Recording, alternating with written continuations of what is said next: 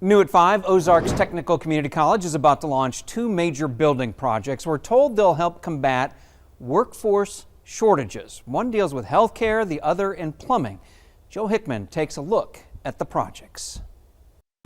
OTC's Lincoln Hall, the historic home of Springfield's former African-American high school, is getting over $400,000 in indoor remodeling and $1.5 million to expand the building's practical nursing and surgical technology labs.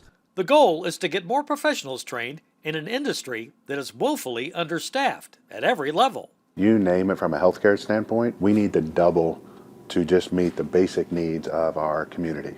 Basically 1,000 new registered nurses need to be hired just in our about 4 or 5 counties just to meet the needs and the turnover. Currently, Missouri State, Cox College, and us produce about 400 to 500. So we need to double it. On the surge tech end, they're going to need about 40 to 50 to meet their needs. We produce about 18 to 20. While expanding the college's ability to train more students, there's still the question, will there be people interested in the jobs available? There is that concern. It's always one of those that you assume, okay, if we build it, they will come, but that's not always the case. And for me, it's not just the high school kids.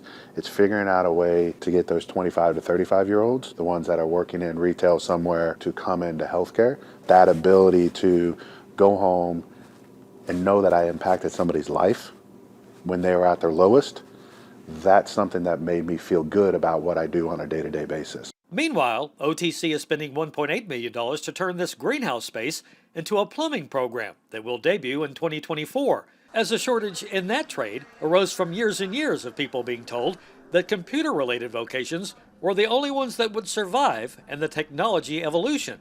This program is just speaking to where we are in terms of a society with fewer people a generation ago accessing skilled trades to be able to do this type of work. We really have a workforce shortage that's like no other before. The program is mainly geared towards those with no experience in the field, but the other parts of this will also be, though, to take existing workforce in the plumbing industry and provide them with some skills that maybe their employer is looking to give them, and maybe give them some advancement opportunities within their company. Reporting for KY3, I'm Joe Hickman.